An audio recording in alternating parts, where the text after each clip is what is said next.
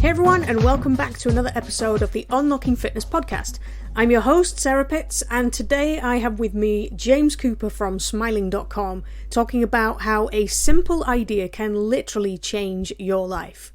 So James is a former sales and marketing executive turned personal trainer and is now a lifestyle coach and meditation teacher with a passion for endurance fundraising and mental health awareness.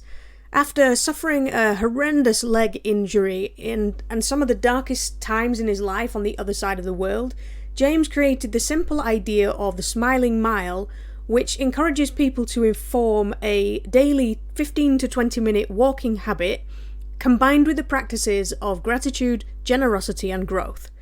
James has a dream that Smiling will continue to grow and develop, benefiting schools, workplaces, households, communities and charities across the UK and beyond, supporting millions of people to live healthier, happier and more fulfilled lives. He's a genuinely lovely fella and I really hope you enjoy our conversation.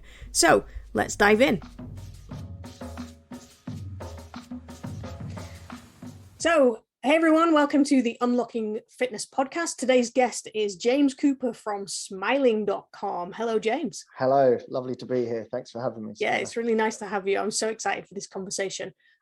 So we met briefly at a mental health conference and I was really interested in what you're doing with the whole smiling thing. So can you just explain to the listeners a little bit about how you came to be doing what you're doing now, then we'll kind of get into what smiling is and all that kind of stuff. Yeah. So obviously, I think when it's centered around mental well-being, things like that, it's from sort of an experience that you've had to be really passionate about something, regardless of what the topic is. So mine is centered around sort of an experience that I had where I was in quite a depressive phase in my life, and that's kind of been the basis as to how Smiling formulated. I can go further back and give a little bit of sort of context and background to everything. So I graduated from university in 2009 with a marketing degree, and you know you've achieved what you think you're meant to have achieved. You get a job in an office, and it's okay for a while. This is my personal experience. But then there came a point where I felt very, there felt like a lack. I felt like there had to be more. There had to be something more in my life. So, you know, I would work my 9 to 5, but by the end of the day, I just felt like, is that it? Is there not going to be more to, I don't know. I just felt a lack. And at the time I was getting quite into fitness on a personal level, just, you know, going to the gym. So I'd always clock watch and sort of see, 5 o'clock, perfect, I can now go to the gym. And that's when I felt like something ignited within. So for a while I continued on that sort of trajectory, work and then the gym. At the time I started to put things on social media a little bit, just because I actually really enjoyed the whole Twitter and the engagement component. So that carried on for a while, but then I reached a point where I really had to make a decision. I was feeling pretty low. So I decided to actually enroll on a 12-week personal training course in 2010, so the following year, with Premier Global. I'm sure some of your listeners will know Premier Global. Yes. So that was fantastic. I did that, and I had a lot of success with my personal training once I was qualified. I worked part-time in the gym, as well as building up my own fitness business called JC Fitness Experience. And it was always centered, even back then, it was always centered around the experience. I always wanted to ensure that my clients, they were having an experience. It wasn't just the hour that I was with them, it was the aftercare, it was the texting, it was everything, to just ensure that they felt like they were getting value, but also on a deeper level than that, more on a personal level. It wasn't a transaction, it was just, I cared. I really cared. So that was really great for a couple of years. And then in 2012, I'm sure, again, you know, a lot of people are self-employed. I played football on a Sunday and I suffered a pretty bad leg break. I broke my tib and fib. And when you're self-employed, it's pretty difficult to personal train when you've got to have your foot and leg elevated for 12 weeks. Yeah. So that wasn't great. But at that point, I actually had built a bit of a following online, and I created a 40-day fitness challenge called Fit in 40, which was all based on YouTube. It was like an inner circle. It was kind of quite a while ago now, like I say, sort of 10 years ago, this July. And again, it was really successful. It was fantastic. But I think from breaking my leg, there was no point where I actually processed what had happened. I sort of just steamrolled straight into this new adventure, which was great, but everything comes to an end. So once that ended, there was a real, again, I'm sure psychologists or something would say, I've had repeat experiences of depression, whatever. I've just always tried to internalize and recognize sensations and feelings within. If something didn't feel right, I didn't think that was me. I thought there had to be some way to correct it or something like that. It felt very situational. So so that occurred, and then I kind of felt again that sense of, is there more depth, is there more meaning? And at the time I was online coaching a chap that was in South Korea, and he was teaching English, and we spoke before we actually started recording about the curating of social media and things, but it was just his life. He was just, with these young children, he was teaching English, and it just seemed like such a depth of meaning to be in a different country, experiencing a different culture and all of that. So I moved, I made a decision in the December to actually move to Thailand in the January. And at that point, I went and did like a teacher TEFL. It's like a 1-month teacher training. So I met lots of people, and then got enrolled as a teacher for a government school for 7 and 8-year-olds. Teaching children in Thailand English. And it felt like I'd arrived, in the sense that, damn, this felt really a depth of meaning. It really felt powerful. It was an incredible experience, and we'll get on to smiling. But my time in Thailand, which was referred to as the land of smiles, that's a massive component to the philosophy of smiling and the smiling mile. So anyway, I'll try and speed up a little bit. So I met an American girl at the time, and at the end of our time in Thailand, we decided to move to Vietnam because it was just easier than trying to be in America or England. And at that point, I started doing more health and well-being again, which wasn't my background, obviously, and I always kept my toe in, even when I was teaching English. And it was all going great. I'd really sort of dived headfirst in. I'd sold my car in England. I'd kind of cut ties. I was really all in, as you say. And then sadly, over a period of time, we broke up. And as the old saying goes, the rug was pulled from my feet, and I pretty much had an identity crisis, which led into a pretty bad depression. It was pretty bad. And being in Vietnam, I stayed in Vietnam. I didn't know of the resources such as Samaritans and all of the incredible mental health support that you can actually have when you're going through a difficult time. So for some period of time, I kind of just, I don't like the word wallowed, but I sort of was just in a real stagnant phase. I felt no purpose. I just really had no direction. I just felt low, just all of, the telltale signs of depression. And after a certain period of time, I Googled, funny enough, how to be happy. And it's actually funny, I think there's a marketing campaign at the moment with Google, where they are like typing things. And I don't know if I've made this up, but I'm sure it's how to be happy, or it's just all about obviously questions and using Google to find the answer, which is quite funny, really. But what it shared with me were things that were, I guess, positive psychology, things such as gratitude, being grateful of what you do have rather than what you don't, because obviously when you're in a depressive state, the focus is often on what's not in your life, the lack. It's a real sense of that in my experience. So little things like that made a big difference. Things like meditation, Exercise I knew, because obviously my background in exercise. So anyway, over a period of time, I would just go out of where I lived and I would just walk around, and it would be an intentional time where I would practice the gratitude. So what am I grateful for? What's still in my life? And another component was like smiles and being generous to others. So if ever I saw someone, I'd try and force a smile. And it was, at that stage, it was forced. I'm not going to be like, oh, hey, everyone, like, life's great. But I knew the psychology that, and the, you know, within the body, how even you could do it now. If you just sort of bring a smile to your face or think something positive, bring a smile to your face, you actually feel a lift. So I knew firsthand that obviously there's got to be some truth to this. So this went on for some time, and there was one particular Sunday where I went out. At this point, I was actually doing some jogging as well, and I had on my arm like my phone, which had Runkeeper. It was like the equivalent of Strava, where it kind of records your distance.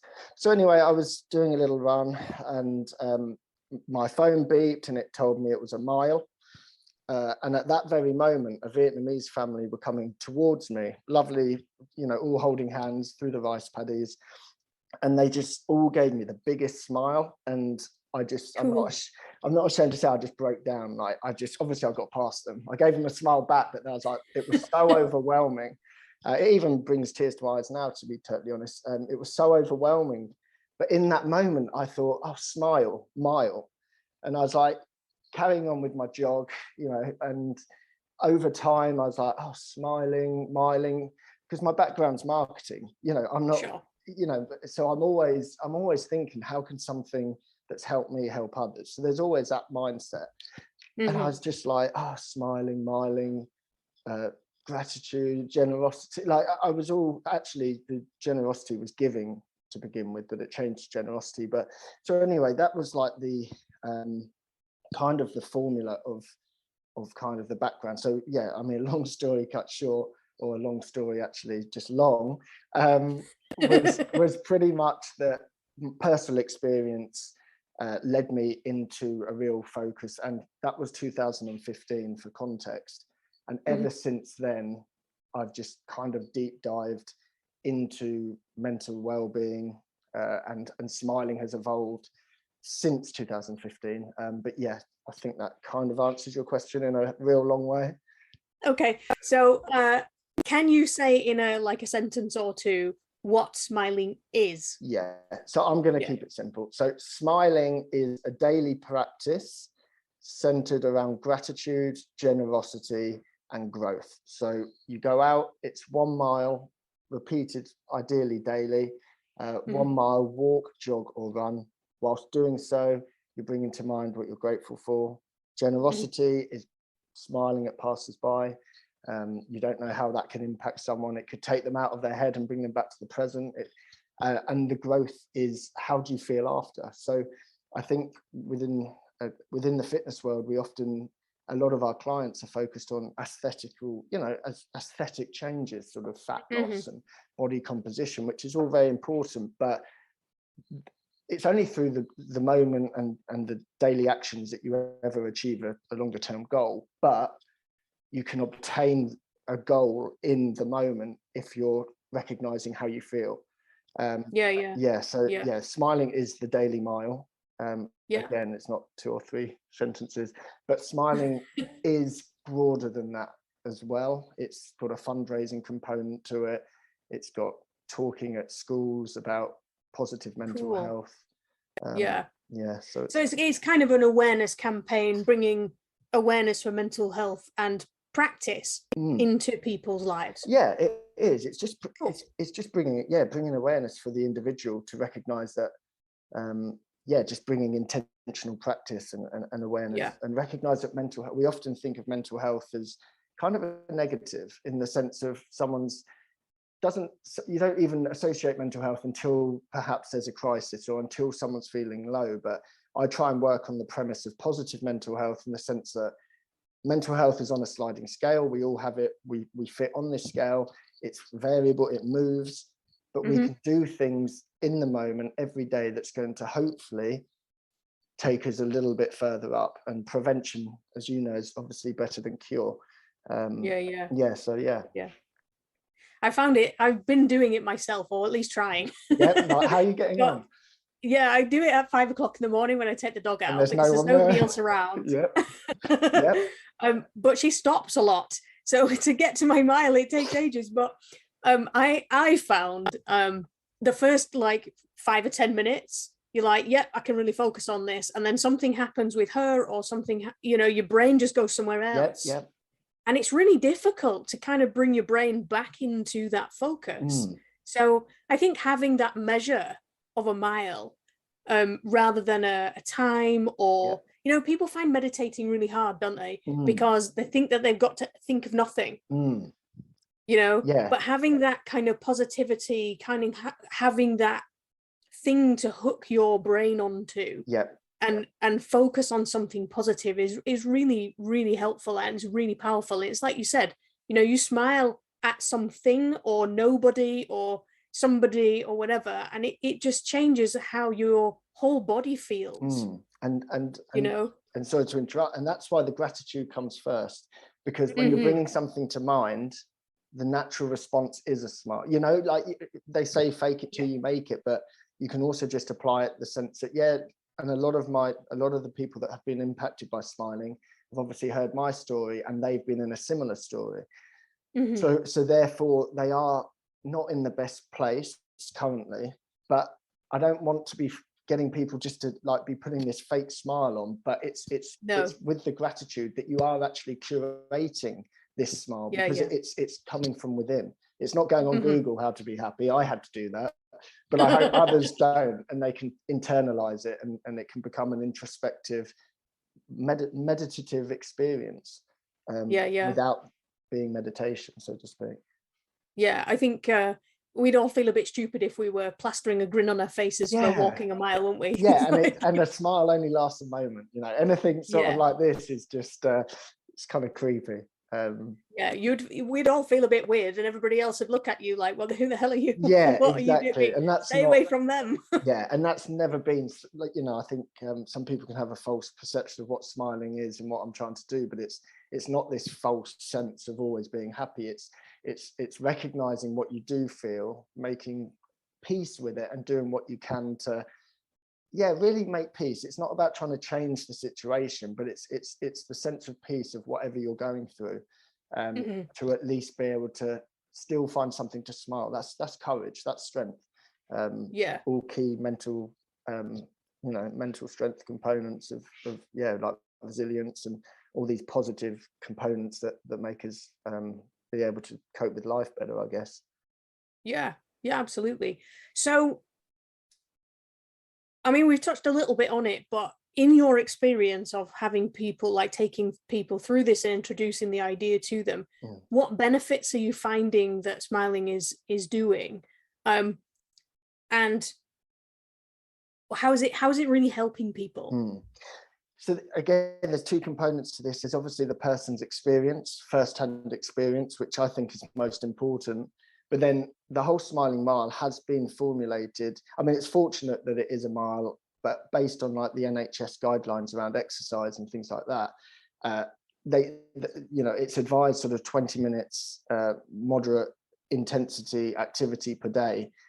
A mile for majority of people, if it's being walked, is probably around about 20 minutes. So there's it's amazing how the mile correlates with a lot of physical health markers. But for me personally, I mean, that's nice, it takes care of itself, but I like to hear of the experiences of the individual immediately after, or like hearing your response. And it kind of varies depending on the situation the person's in, because a lot of people have come to me and said that it provided them with a sense of purpose, meaning, and time for themselves away from the difficulty. So they could forget what was going on. They could shine a torch on a positive component of their life, and they know that after they feel like they can see their problems from a better sort of vantage point, shall we say. So yeah, things like stress relief. A lot of people are saying that it's been really good, just instant way to just step away. Some people have done it with their families, and it's Cool. been an opportunity for them to spend time with their loved ones, and it's lovely. You know, they might capture a photo of something that has made them smile or something like that. So yeah, the benefits are pretty vast, but majority is it's what it's also led to. It's like smiling has almost been a Charles Duhigg, sort of the habit author, based one of the books that I read, says about keystone habits, how one exercise is a great example of this, how exercise then propels you to want to eat healthier, to get better sleep, to take better care of yourself. Smiling, for a lot of people, done when they've done it first thing in the morning, it sets them up for their day to make better decisions. They respond better to difficult situations, and it's been lovely hearing that from people, because it's that intentional practice, but then it morphs off to almost like a philosophy of how they carry through their day. And I think the more you do it, I think the people that have really stuck to it, they've obtained the most benefit, where the gratitude is coming to them rather than them having to search for it, if that makes sense. Yeah. At the start, you have to, it has to be a bit forced, particularly if you're having a difficult time. But over time, you start to recognize, oh, wow, there's things firing up here that it's coming to me, like, oh, the sound of the bird, the fact that I've got ears to be able to hear it, you know, like the connections become deeper. And so, yeah, it's been things like that. And yeah, that's pretty much what I would say from what I've heard. I mean, it's important, I think, isn't it, having that ability to find a new frame of reference for everything that you're looking at. You know, there's a lot of women my age that are going through the menopause right now, and one day you can just feel like you just want to cry for no reason at all, and the next minute you're happier, and and I think in those times where you do have a bit of a swing from one to the other, or you just wake up feeling a bit low, it's really important to have a tool that you can use that's free, that's really easily accessible, to just kind of go, hang on a minute, you might not understand why you feel like this, but look around you, see, what's going to make you feel better. What can you think of that's going to make you feel better? And sometimes just knowing that you can do that for yourself, it's powerful. It is huge. And I refer to the inner kingdom as well, the inner and outer kingdom. So the inner kingdom is obviously within ourselves, but the outer kingdom is our I guess our point of influence. I think modern day, with this social media phenomenon, and we're looking to go bypass the people directly in front of us to obtain likes from sort of an online that we don't even know people. But the fact is, we can influence our world so much just by our interactions directly in front of us. That smile to that person, it might do nothing, fine, it doesn't matter, you're not in control of how it's received, but it could also change that person's life, and these things forward momentum and stuff like that. And it's enriching. It's pretty special. Cool. So what have you learned from smiling that maybe some other coaches can learn from? I've been giving this a lot of thought, actually, and I think so smiling for me has what started as a mile has kind of progressed into, I do like ultra running now and all things like that. So what I've learned from it has been through my own personal experience, and the biggest thing I would say is the power that exercise has as a vehicle for like introspection and self-understanding. I think, and I'll give an example. So, if I'm coaching someone in the gym and they're telling me, I don't know, we're doing an exercise, it doesn't matter what exercise, let's say squats, and they're doing their squats and they get to the 10th and they want to do 15, but they're telling me that they can't. Being able to recognize that thought as a thought, and it's not reality.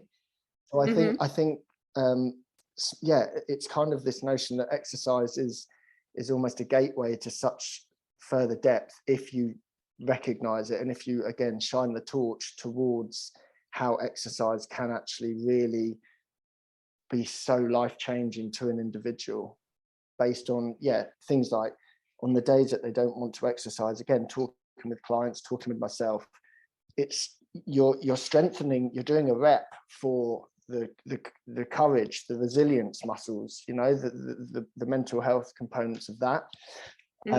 So that's probably the biggest, is just trying to gently show your clients that it's so much more than the endeavor, and gently, and with time, a lot of people recognize it and realize it anyway. But when you're in a difficult situation, again, I call it voluntary adversity. So think of how you dealt when you said you couldn't, but then you managed those 2 extra reps.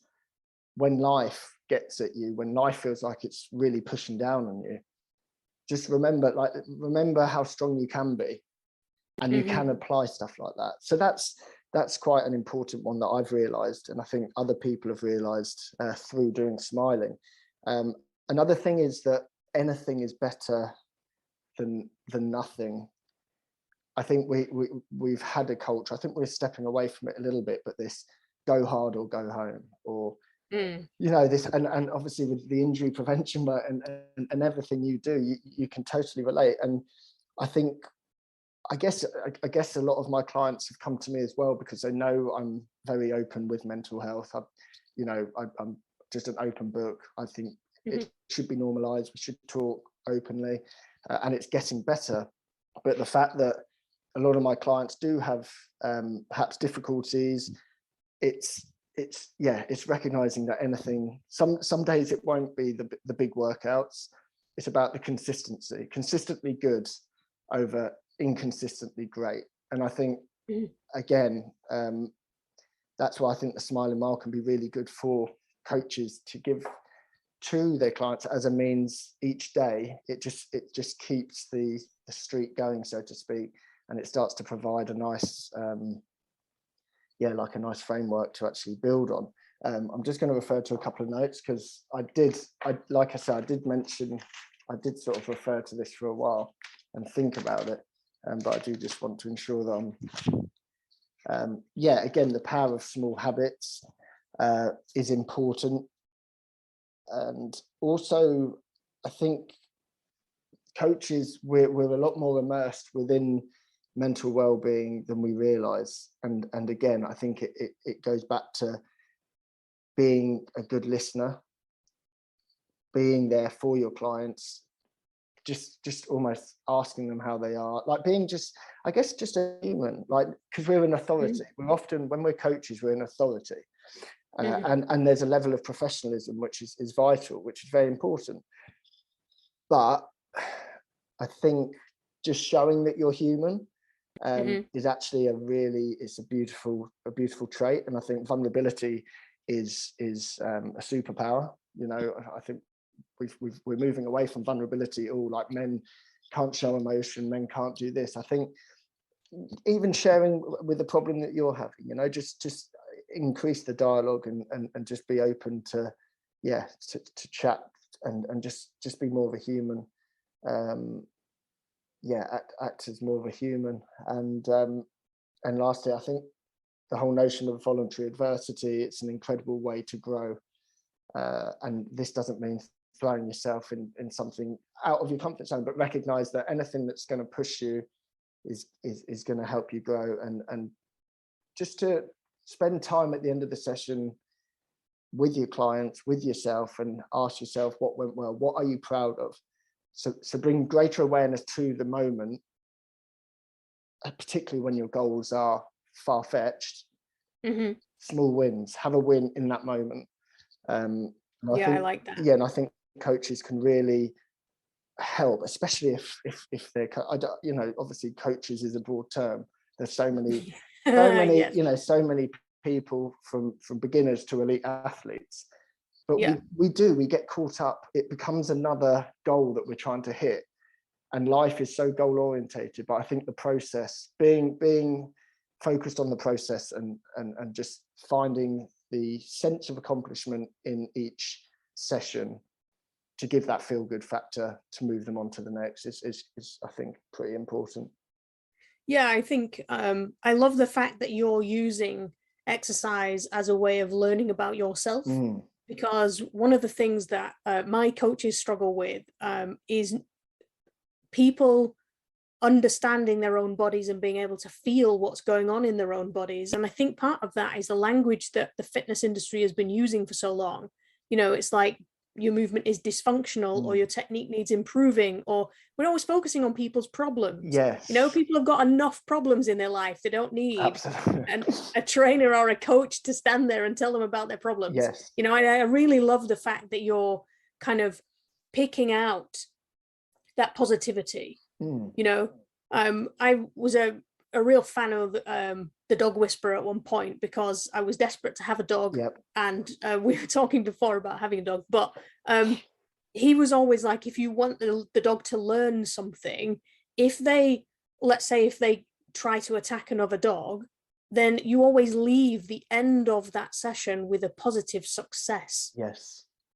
And it's kind of bringing that what you just said then reminded me of that process, because too many times we stop when a problem comes up and we're like, oh no, that's a problem, and we focus on the problem. Yeah, absolutely. And I think, and going back to habit formation, I think, which is so fundamental, is that every action that you want to create as a habit requires some component of reward. There's got to be a reward. And that's why bad habits are so easy to make, because you have that piece of chocolate and boom, instant gratification, instant sense of reward, everything in the mind's just firing. You need to finish a session, even if the session didn't go great according to both yourself and your clients' intentions for the session. Still find something that just gives them that little sense of wanting more, of wanting the next session to actually want to keep going and to keep progressing. And failure, a lot of my work is centered around obviously the growth mindset, Carol Dweck. And failure isn't final, and no failure is only feedback is what I pretty much tell my clients every session, because the first thing they'll do is get frustrated. I said, look, it's okay, particularly with nutrition. It's like, look, we don't pull everything away and say, oh, that didn't work. We adapt, we adjust, and we move forward. And the notion of no failure is only feedback.